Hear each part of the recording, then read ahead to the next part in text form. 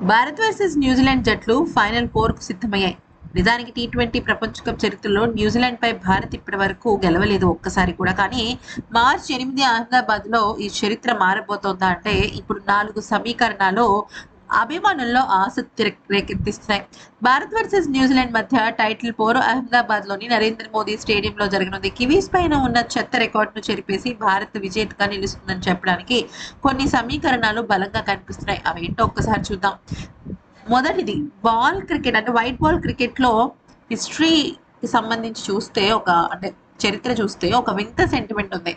World cup లో Zimbabwe జట్టు ఆస్ట్రేలియాను ఓడించినప్పుడల్లా Bharat champion గా నిలిచింది. అది జస్ట్ ఒక 10-15 ఇయర్స్ కి సంబంధించింది కాదు. 1983 one day world cup, 2007 T20 world cup, ఇప్పుడు 2026 వరల్డ్ కప్ లో కూడా అలాగే జరిగింది. అందుకే భారత్ మళ్ళీ ఛాంపియన్ అవుతుందని అభిమానులు ఆశిస్తున్నారు. వన్డే వరల్డ్ కప్ లో సొంత గడ్డపై ఆడి టైటిల్ గెలిచిన తొలి జట్టుగా భారత్ రికార్డు సృష్టించింది. ఇప్పటి వరకు టీ20 వరల్డ్ కప్ చరిత్రలో ఏ ఆతిథ్య దేశం కూడా కప్పు గెలవలేదు. ఒకవేళ 2011 నాటి చరిత్ర పునరావృతం చేస్తే టీ20 వరల్డ్ కప్ లో ఈ ఘనత సాధించిన మొదటి హోమ్ టీమ్ గా భారత్ నిలుస్తుంది.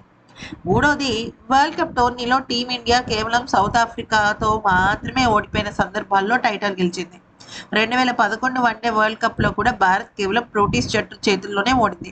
ఆ తర్వాత ఛాంపియన్ గా నిలిచింది. ఈ 2026 టీ20 ప్రపంచ కప్ లో కూడా భారత్ ఇప్పటి వరకు కేవలం సౌత్ ఆఫ్రికా చేతుల్లోనే ఓటమి చవి చూసింది. ఈ లెక్కన ఫైనల్స్ లో ఈ సెంటిమెంట్ రిపీట్ అయితే భారతే కప్పు. ఇంకా వరల్డ్ కప్ చరిత్రలో టీ20 వరల్డ్ కప్ చరిత్రలో భారత్ వర్సెస్ ఇంగ్లాండ్ మధ్య సెమీఫైనల్ జరిగినప్పుడల్లా అందులో గెలిచిన జట్టే టైటిల్ వరించింది. 2022లో ఇంగ్లాండ్ గెలిచి ఛాంపియన్ అయింది. 2024లో భారత్ గెలిచి విజేత. ఇప్పుడు మళ్ళీ 2026 సెమీఫైనల్స్ లో భారతే గెలిచింది, ఇంగ్లాండ్ ఓడింది. మరి ఈ ట్రెండ్ కొనసాగితే కప్పు మందే కదా. మీకు ఇంకేమైనా సెంటిమెంట్స్ తెలుసా అనే విషయం మా కామెంట్ సెక్షన్ లో చెప్పండి. Thanks for watching.